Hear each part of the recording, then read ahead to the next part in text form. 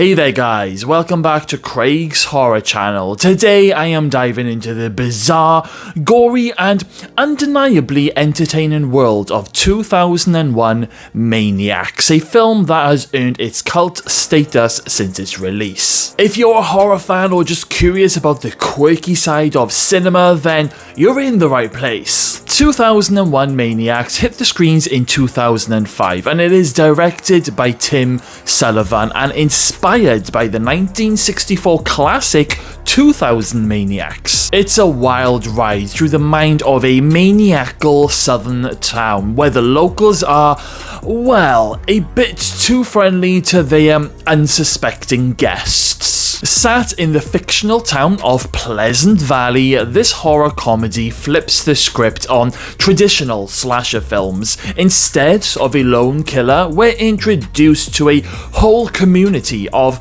cannibalistic maniacs who have an unusual way of welcoming visitors. This story kicks off with a group of unsuspecting college students who find themselves lost in Pleasant Valley during a carnival. They think that they have stumbled upon a fun local festivity. Well, spoiler alert, it is anything but. As the festivities take a sinister turn, we witness the darker side of Southern hospitality.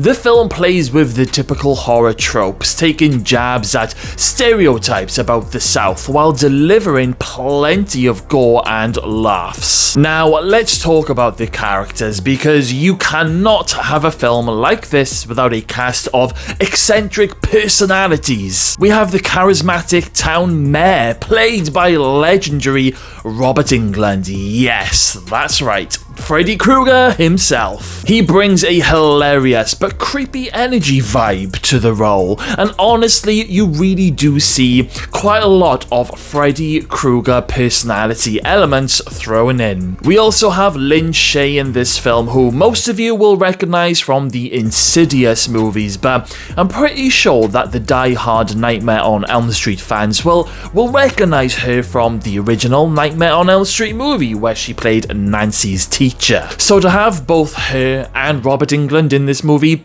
amazing. And let's not forget the local maniacs, each with their unique quirks and brutal tendencies. They play off one another to create a chaotic atmosphere that really does draw you in, even when you want to look away. Hell, even Eli Roth makes a small appearance in this movie. Yes, the guy who made the Hostel films. Honestly, there are so many classic horror legends in this movie.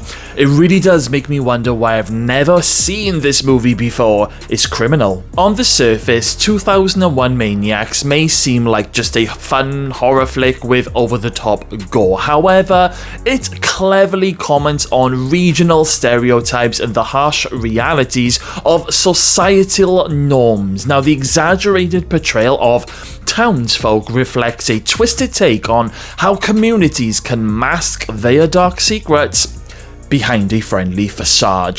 Now, this is what I always say, guys, be careful of those overly friendly and quiet people. I loved all of the characters in this movie. I mean, you've got these three boys who are after the girls, we've got a couple who we learn is into bondage, we have this confident gay character who ends up sleeping with one of the hillbilly brothers. Like, literally, everyone brings an interesting element role in this film, even when some of those things are proper over the top. You can't help but love it. I was also very impressed with the death scenes. I wasn't expecting them to be as gory and graphic as they were. In my opinion, some of the kill scenes were on par with Eli Roth's Hostel, which came out in the same year, 2005. Now, a standout kill for me was definitely the girl whose limbs were all tied to 4 different horses, and then the horses end up ripping off each limb and pretty much bringing a whole new level of being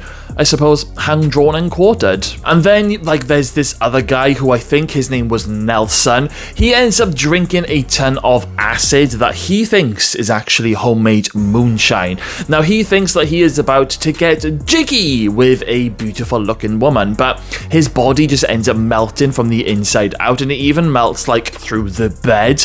I thought that was great. At one point in the film, you've got, like, a load of the victims' heads being served up in dinner trays, and all of the protagonists, they end up unknowingly eating the first victim when they have dinner. There was just loads of moments that made me go, oh no, don't go, shit, they just went there. I even had to look away from the scene where you've got this guy and he thinks he is about to be sucked off by one of the hillbilly women, but she ends up eating his private parts. I mean, there was just so many cool kills. Oh yeah, there was like another scene where a guy is crushed and his eyes pop out, and everyone then ends up grabbing their drinking glasses and they try and catch the eye juice and the blood, and then they drink it.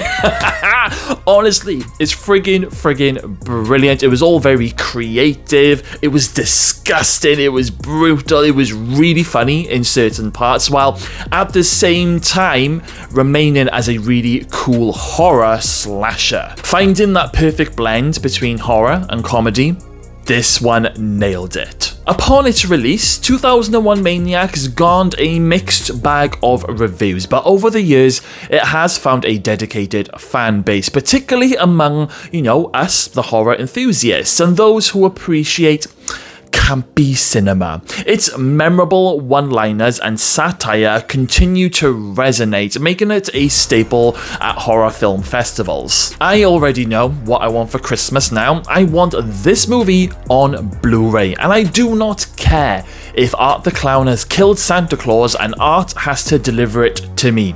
I want this movie to add to my collection immediately. Now, I want to talk about what happens in the film's climax and the conclusion and the ending, particularly the haunting scene, at the cemetery with the statue, which I thought was just amazing. As the film progresses towards this finale, the tension really does ramp up dramatically. You've got the college students, the ones who are still alive, they find themselves in a do or die situation as they confront the maniacs, revealing the extreme lengths of the townspeople, what they will go to maintain their twisted traditions. The survival instincts of the protagonists really shine through as they make desperate attempts to escape.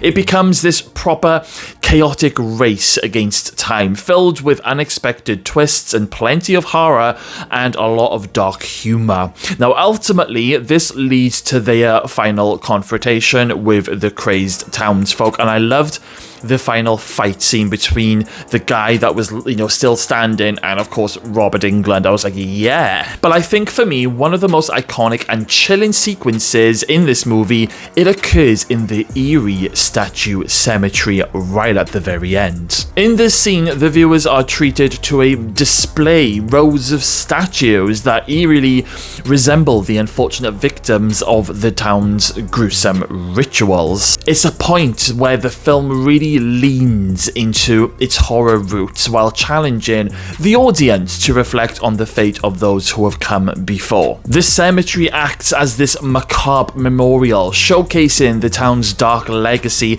and the cyclical nature of violence and tradition. It also raises questions about how history is remembered and who gets to tell that story. Now, the characters are confronted not only with their imminent danger, but with the real possibility of becoming part of this haunting display. The way the statue cemetery is used in the climax not only elevates the horror, in my opinion, but it also adds depth to the film's narrative. And I just love that statue of Robert Englund there with his one eye. I think it's absolutely amazing. It is absolutely iconic. And I just loved how it almost feels like, pretty much basically once a year, every year, this town folk from 150 years ago turns up, and it turns into this sort of parallel reality into the present day, seeking different victims every single year for their festival feast. I thought it was so